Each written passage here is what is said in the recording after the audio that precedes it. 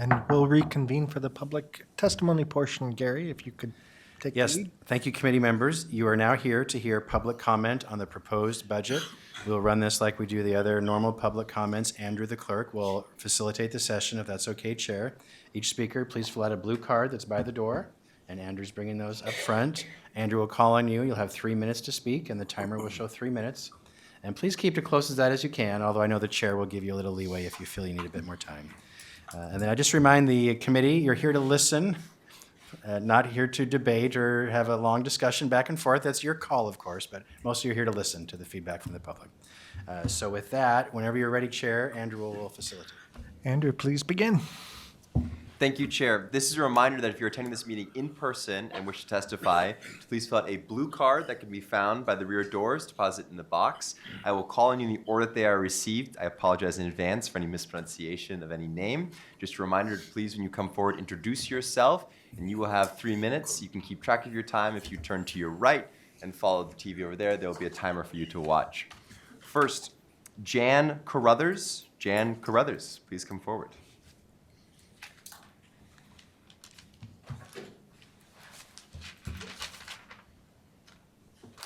Thank you. Is this on? No, green light, push the button. Oh. Ah, clever. Thank you. My name is Jan Carruthers. I live in Jennings Lodge, Oregon, and I am happy to speak with you again. I'm here to talk about the library funding issue. But before I do that, I just want to say that I want to acknowledge the BCC in particular for being the mayor and being the council, particularly for the unincorporated area of the entire county, but specifically tonight for those who are in the area of the Jennings Lodge, Concord School Park, and the Oak Lodge Library and the Gladstone Library. Particularly for your actions over the last many years, in the last couple of years, that allowed us to fill that you filled the gap, that we could build the building that we have been working on so long, and for the only library in Clackamas County that is a Clackamas County library, Gladstone branch and the Oak Lodge branch. And I do not in any way need to convince you, because I know that you're all library advocates because of that extraordinary action and the extraordinary thing that we built. And I know that most of you, if not all of you, were there on October 18th when we celebrated it. If you were like me, you had tears in your eyes because that park, that library, that community center were overrun by the joyful families in our community. And because I live in Jennings Lodge and because I am a wild-eyed library user, I'm there a lot. And I want you to know, just in case you haven't been there lately, that that property is still filled with families in the park. And because of the nature of the location, there is a direct line between the park and the library. You have paired up the idea of radical fun for young people with a trip to the library with their families. And libraries, as we all know, like schools, are the center of democracy. They are the center of education. They have taught children that reading and having fun are closely tied. This is a wonderful library, and it's filled with great services. And yet, the times that we're in require a much broader level of service as it is, because we have to keep meeting technology needs, employment needs, aging needs, all the kinds of needs that libraries fill.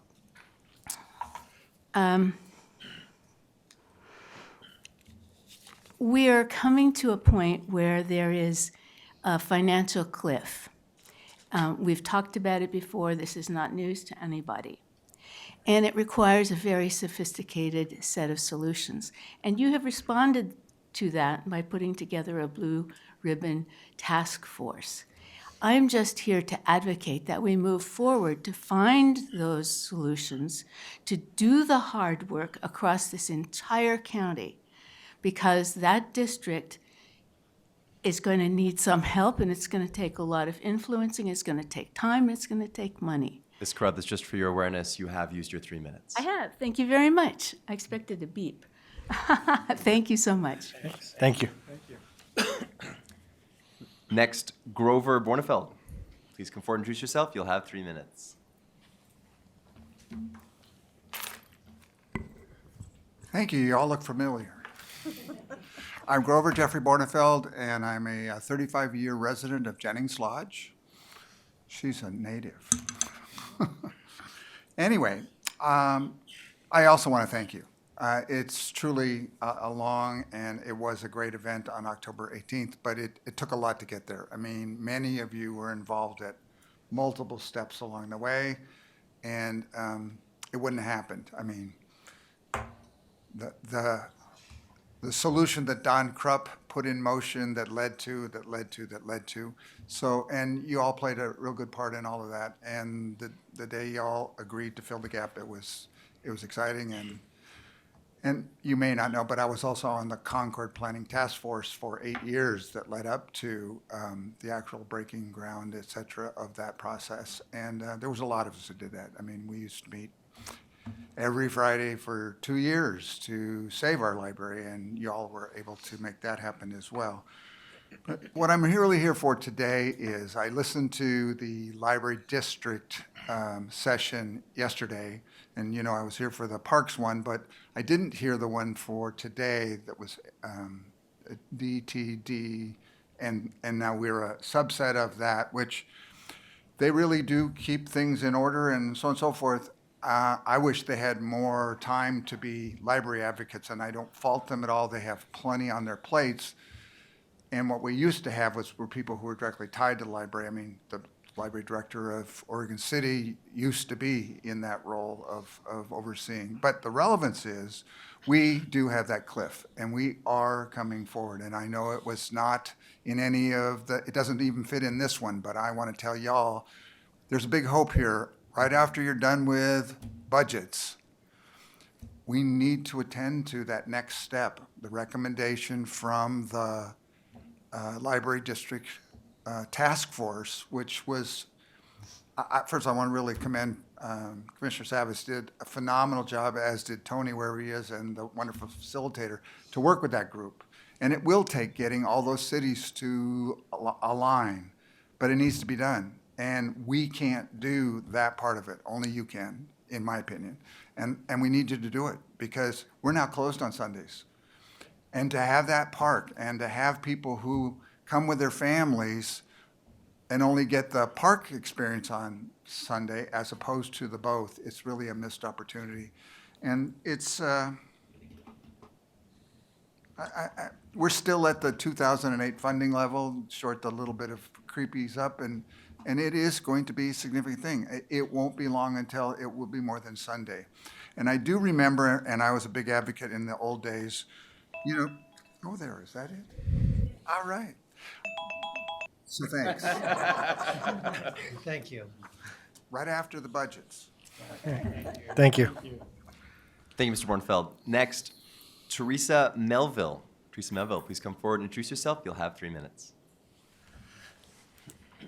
Please bear with me. My name is Teresa Melville. I am a resident of Happy Valley. I work as a mental health therapist with youth here in our community. I am used to talking to humans one-on-one and not in front of a group while on camera. So please bear with me. I am here to talk about, okay, so I support the division's proposed budget for 2026 to 27 and am requesting that you be mindful and make the additional investment of $155,798 in county general funds to restore the 25-26 fiscal year levels, the funding that the behavioral health promotion and prevention in order to strengthen behavioral health, early intervention service, and prevent future public expenditures for law enforcement, treatment, child welfare involvement, etc. From what I have watched and what I know of all of you, you are all very aware that prevention and early intervention matter in the state that we have going on in our economy right now. That is something that is being put by the wayside, and this is where we have an opportunity within a local stat to make sure that, well, my bias, the youth, are seen, heard, and have the resources that they need to prevent the expenditures in the future. Additionally, as a community mental health provider, I am also requesting that you pay attention and invest potentially $178,520 to, the payroll essentially and benefits from county general funds to hire a deputy district attorney who will provide ethical representation on behalf of the county for the growing number of civil commitment cases in our community. The board recent decision to place responsibility in the hands of the DA's office. So with that, there is currently, as we all know, inadequate staff to provide ethical representation for our neighbors, family members, and potentially our friends who could be seriously negatively affected by an individual who's still a student and not an expert in what's going on. If you think about it, the people that are facing potential civil commitment, they are some of our most vulnerable population. To put somebody who has inadequate training responsible for that, there's a reason why the board moved that responsibility to another law office. And I understand finances are finances, so we had to bring it back. But this is where we have an opportunity to balance that out and not let it fall by the wayside again.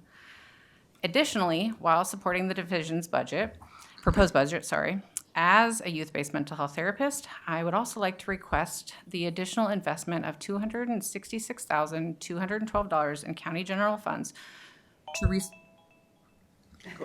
least restore what tell we us funded before. Thank you. Yeah. To finish. Sorry, to restore. If you could speak into the microphone, and sit down. please. Sorry.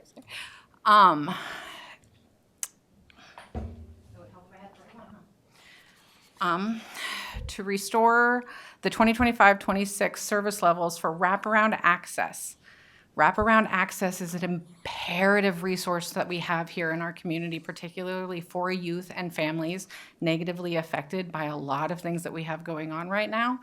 And again, the wraparound services links directly to early intervention and prevention, where it can be a cost savings for us in the future. Thank you. Thank you. Thank you, Ms. Melville. Next, John Mullen. John Mullen, please come forward, introduce yourself. Don't have eyes on the side of my head.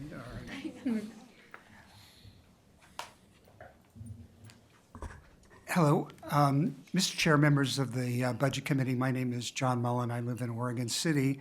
And for those of you who don't know me, I worked for the county for 26 years. I was involved in the creation of the Social Services Division, and I was the director for 22 years. I've stayed away from Clackamas County politics for many years. But I came back in when I learned about the courthouse and learned about the amount off the top that would come off the budget every year of $15 million. And we've learned that subsequently that it's going to be 17, and then going from there, it's going to be a burden over time.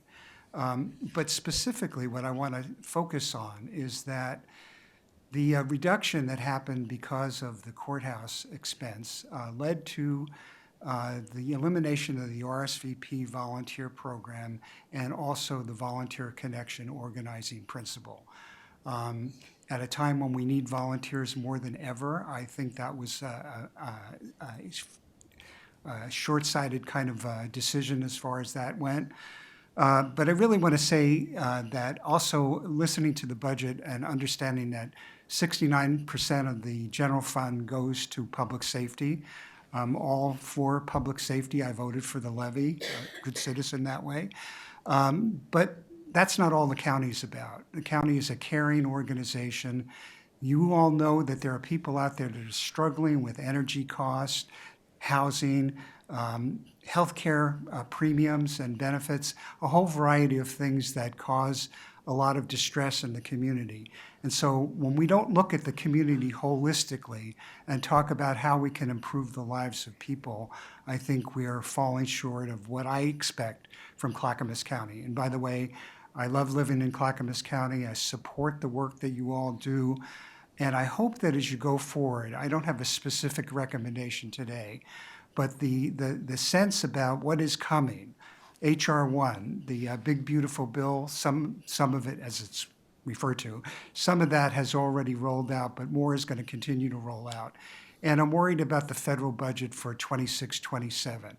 And so I think that there ought to be a discussion with the community about what to do, how to prepare for it. And I sincerely hope that there'll be a call to the community to get involved, to engage, and work along with the Board of County Commissioners, the Budget Committee, and others to make this a better place to live. And I thank you for your time today, and I thank you for all of your efforts. I know it's a lot of work to dig through all of those numbers and try to figure out what to do with the available resources and the needs of the community. Thank you very much.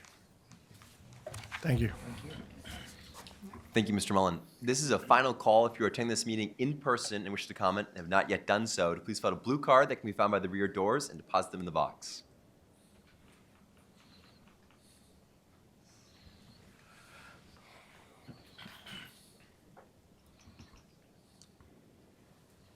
Mr. Chair, with your permission, if anyone present would like to speak again, I ask if we could please attend to those who are attending virtually first, and if you would allow, with time, return to those who would speak a second time in person. If someone has already spoken and wishes to speak again, in person. Okay. One person in the back that's signing up now, but we can go to Zoom to save time, is my suggestion. Okay, that And we'll come back makes to the sense. person in the Yep. room. Thank you, Mr. Chair. If you are attending this meeting virtually, this is your opportunity to please raise your hand. I will call on you in the order that I see. Mindy Garlington, I'll mute you. You'll have 3 minutes.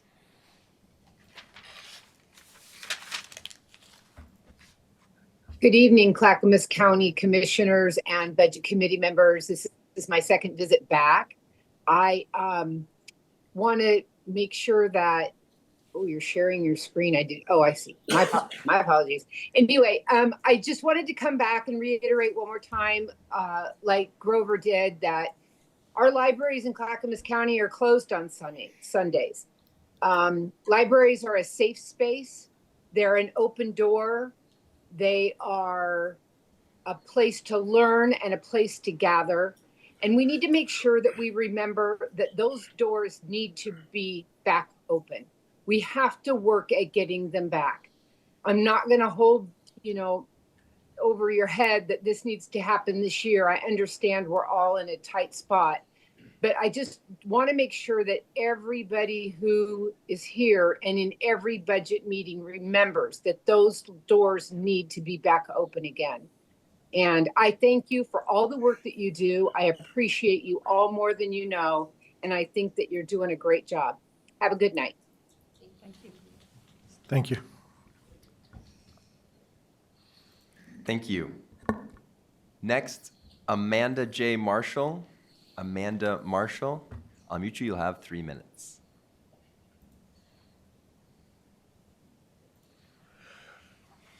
Good evening. Can you hear me? Yes, please proceed. Perfect. My name is Amanda J. Marshall, and I am a public defender in Clackamas County. I am testifying in support of funding a position for a designated licensed attorney to handle civil commitment cases on behalf of the county. As I had stated, I'm one of 2 public defenders in Clackamas County that represent individuals facing civil commitment proceedings. I'm open about practicing as an attorney with a mental illness, and I have my own lived experience with being the subject of a civil commitment proceeding. Today, I am addressing you from my role as a public defender. The fiscal savings to the system are significant if an experienced attorney is assigned to handle these cases and not a revolving door of law students. I will note that 99% of the time, the DA's office sends a law student solo to handle civil commitment hearings. A designated, knowledgeable attorney has the understanding and professional respect for others' time, and that comes with experience that law students do not have. Having one designated experienced attorney, they are more efficient in their questioning their witnesses, laying out their case, and making arguments in the end. When hearings are more efficient, judicial and other resources can be used more effectively to benefit all the taxpayers in Clackamas County.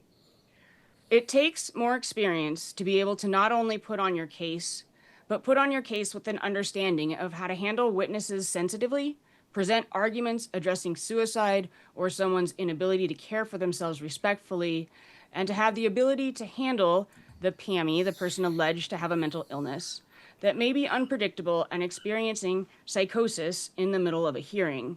And these are the individuals that face civil commitment. And they are my clients. And it was me at one point in time.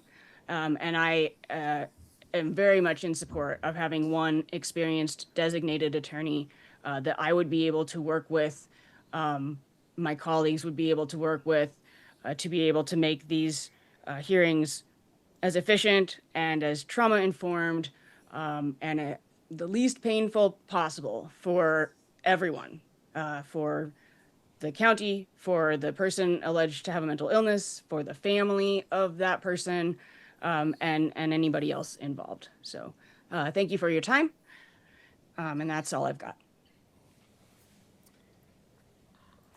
Thank you, Ms. Marshall. Next, Dave Hunt. Dave Hunt, I'll mute you. You'll have 3 minutes.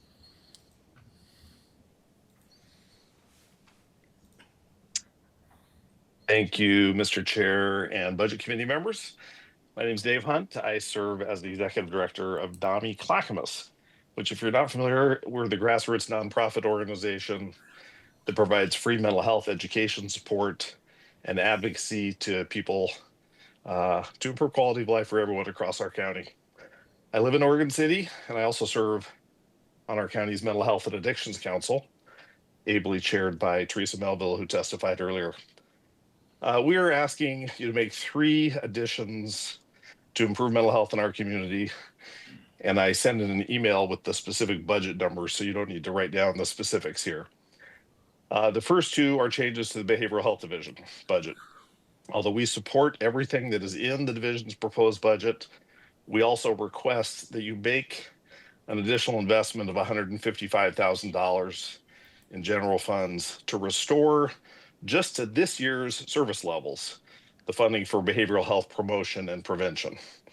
That will make a big difference to strengthening behavioral health early intervention services. As you all know, intervening early has all the potential to both improve the lives of those experiencing a behavioral health challenge, but also to prevent all of us from making future public expenditures for law enforcement, for incarceration, for treatment, for child welfare, and a whole range of other things.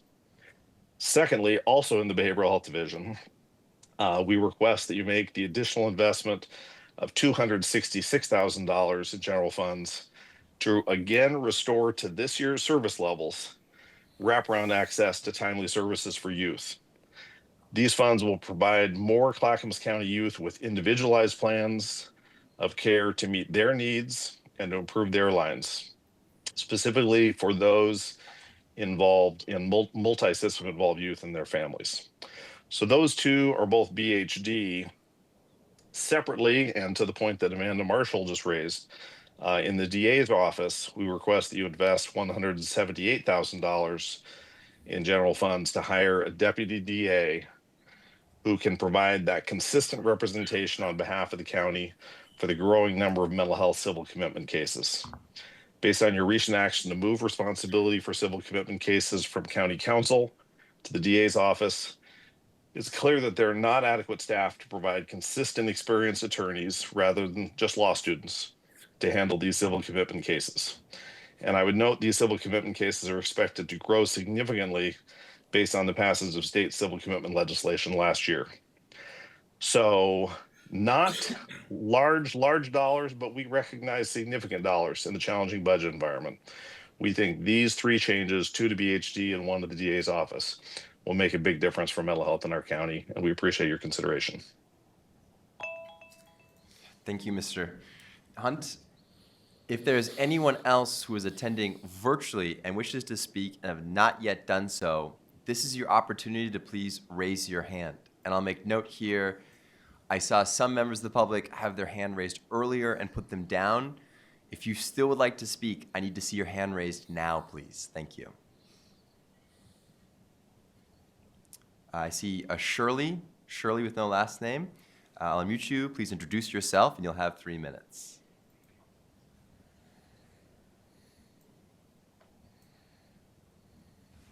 Unmuting. Good evening, Chair Cernak. Can you hear me, Andrew? Yes, please proceed. Good evening, Chair Cernak and Budget Committee.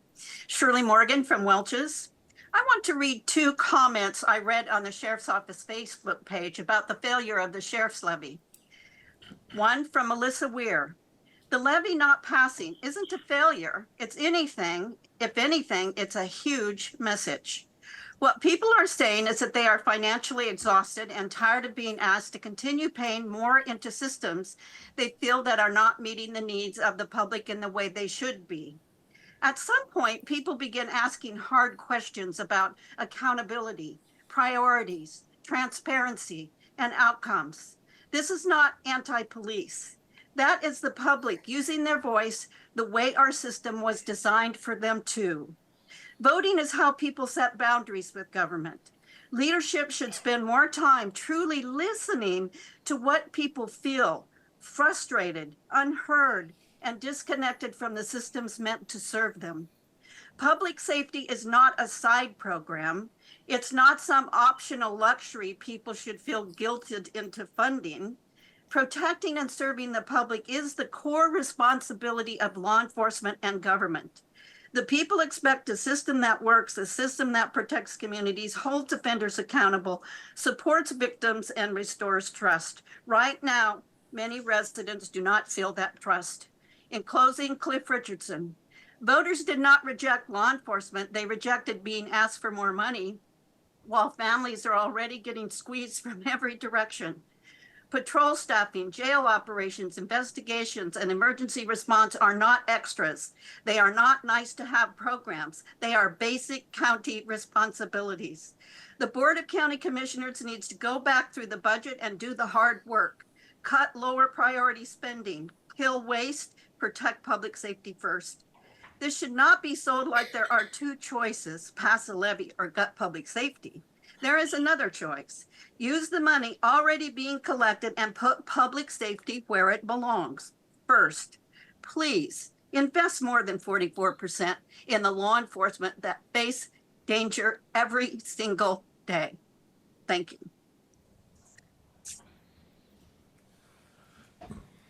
Thank you, Ms. Morgan. This is a final call. If you are attending this meeting virtually and have not yet had the opportunity to do so and wish to speak still, to please raise your hand.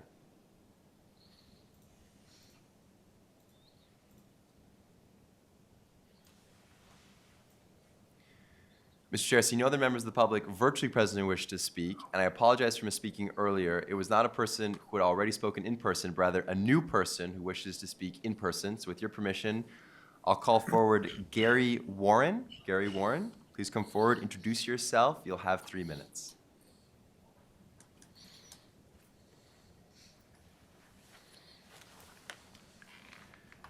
Thank you, Commissioners, Chairman, Budget Committee. My name is Gary Warren. I am a director with Canby Rodeo, and I am here. I've written letters to you, Commissioners, about finances for the fairgrounds and for the rodeo. Hearing people talking about budgets and money that's needed, I'm just asking for some help in financing the fair and the rodeo, because next year there's going to be a shortfall in raising money, and I'm reaching out to give what you can to help. I know you've helped with grants and that sort of thing, and we really do appreciate that. But if you can work somewhere, somehow, to bring more funds in to help us, to help the community, help want to put a better rodeo and a better fair, and we want to keep growing, keep moving.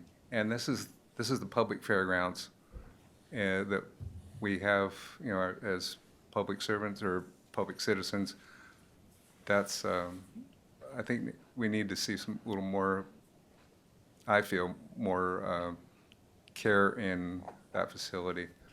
And I understand that it is to be raise funds for its own service, but I'm just asking, give what you can, please, I'd appreciate it. Thank you. Thank you, Mr. Warren. Chair Cernak, I see no other members of the public, either physically or virtually present, who wish to comment this evening. All right. Gary, anything before we recess for the So, evening? as chair, you may choose to ask the members of the committee if they want to comment on anything they've heard tonight. And then after that, you'd be finished for the day. Anybody have any comments they would like to make? We can comment on it tomorrow, right? Yes, you Yes. can. All right. Thanking the public for coming and testifying. Thank you. All right, then let's recess until 8 a.m. tomorrow.